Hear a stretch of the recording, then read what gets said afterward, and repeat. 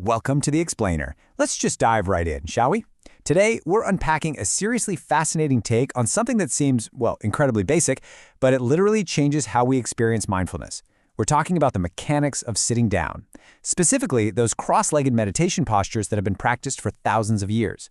Our guide for this is Osman, widely known as the Blind Muslim Yogi. He takes a deeply scientific approach to the physical geometry of getting off the furniture and onto the floor. It's a major shift from Western convenience to ancient biomechanics, and honestly, it is absolutely eye-opening. Now think about your own modern lifestyle for a second. Most of us, especially in the West, absolutely love our comfort. When we want to relax, read, or meditate, our very first instinct is to just sink right into a plush couch or a nice ergonomic chair. But what if that level of comfort is actually sabotaging your ability to achieve deep focus? As we're about to hear from Osman's own journey, the answer to that might make you completely rethink your living room setup. Before we get into the mechanics, we really need to establish who we're learning from, because his background is incredible. Osman has been practicing advanced yoga and meditation for 50 years, hitting his first samadhi, the highest level of meditation, at just 19. He's also a master-level bioenergy healer utilizing quantum and entanglement principles, specializing in critical care and terminal illness recovery. Now, he offers these as complementary services to enhance medical care, never to replace it. Also, and this is absolutely crucial to note, Osman has been permanently blind since May 2023. So when he describes these highly detailed physical forms, he's actually pulling from his memory of sight, which is just amazing.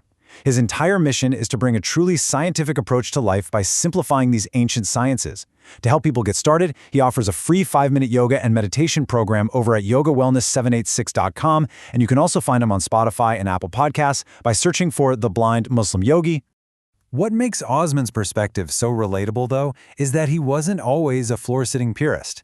For a long time, he took a super pragmatic Western approach. He kind of thought the ancients only sat on the floor because, well, they didn't have comfy couches.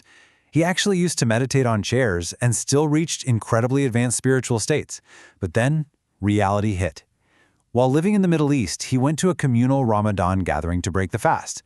Hundreds of people were just effortlessly sitting together on the floor.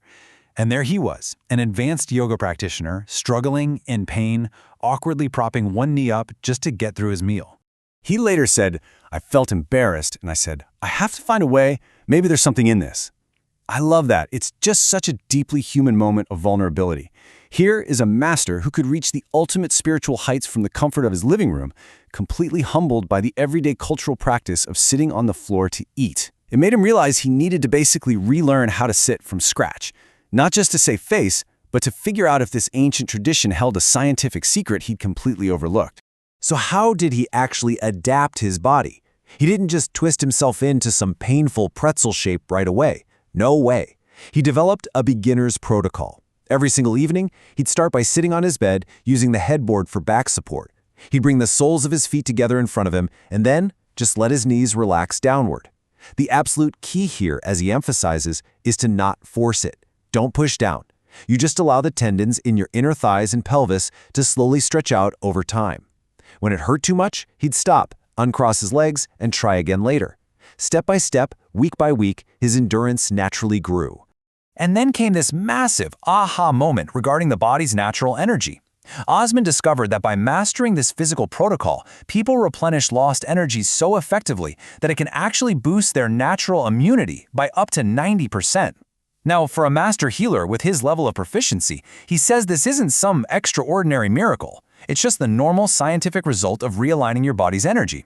He points out that so many severe modern ailments, like cancer, are heavily linked to modern lifestyles that severely deplete our natural energies. Returning to these natural yoga protocols helps replenish that lost energy and can even reverse ailments with enough time and practice. But it's not just about immunity. Because your body isn't constantly draining energy by slouching in a soft recliner, all that freed up energy is redirected to your mind. This posture is literally a biomechanical tool that sends a continuous stay alert signal to your nervous system. Osman points out this isn't just for deep spiritual meditation. If you're studying, reading, or just need laser focus for a daily task, sitting properly grounded natively keeps your mind actively engaged and fights off mental fatigue way better than any piece of soft furniture ever could. Now, as Osman's practice advanced, he obviously looked into the more complex postures. You've probably seen pictures of Padmasana. Most of us know it as the full lotus pose. This is that highly contorted posture where both feet are placed completely up onto the opposite thighs.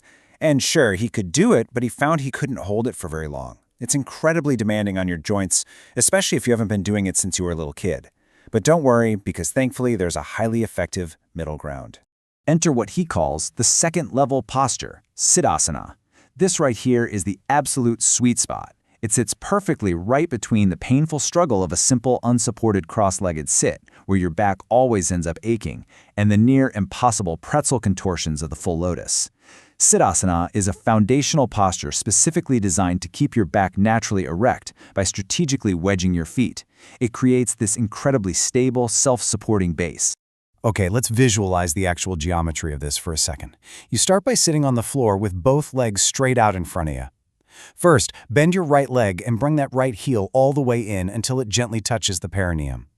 Now, you don't sit directly on the heel. You roll back just a little bit so your hips and buttocks are completely flat on the floor. Then, you bend your left knee, bring that heel in, and wedge your left toes right between your right calf and thigh. Boom, it creates a complete physical lock. The biomechanics at play here are just brilliant. When that right heel is wedged in correctly, it naturally forces your pelvis to tilt slightly forward. And that forward tilt, that is the secret sauce.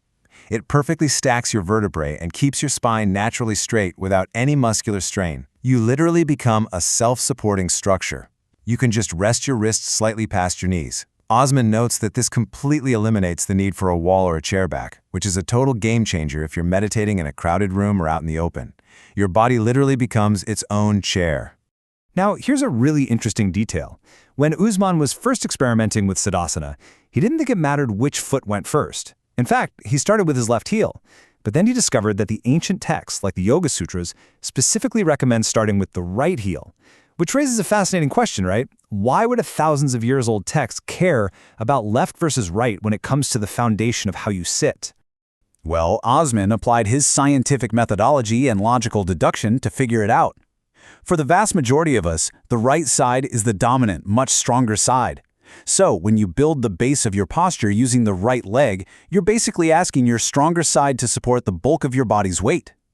The left leg, which is generally weaker, just gets to rest comfortably on top of that rock-solid foundation. If you're going to sit completely still for hours on end, relying on your strongest muscles to bear the load just makes total logical sense to prevent pain and fatigue. And the ultimate payoff? As Osman explains, by approaching your posture with this scientific rigor, you create the perfect vessel. He says, the spiritual energy starts filling your body. Your body starts becoming loose and very flexible. By building a flawless, self-supporting structure that doesn't constantly drain your physical vitality, you eventually lose consciousness of your body's weight entirely. You literally transcend the discomfort. And that allows you to sit for hours in deep, focused meditation while your body naturally restores its energy. So we've journeyed from the embarrassment of a master struggling on the floor, through the biomechanics of the human pelvis, all the way to the natural restoration of our body's vitality. It all starts with the simple choice of how we sit down. The ancient geometry of Siddhasana gives us a literal blueprint for staying alert, upright, and deeply focused. Which leaves us with one final provocative question for you today. Will you trade the easy comfort of your couch for a massive 90% boost in your natural energy and focus?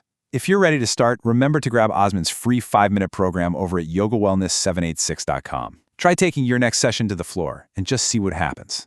Thanks for joining us on this explainer, and we'll catch you next time.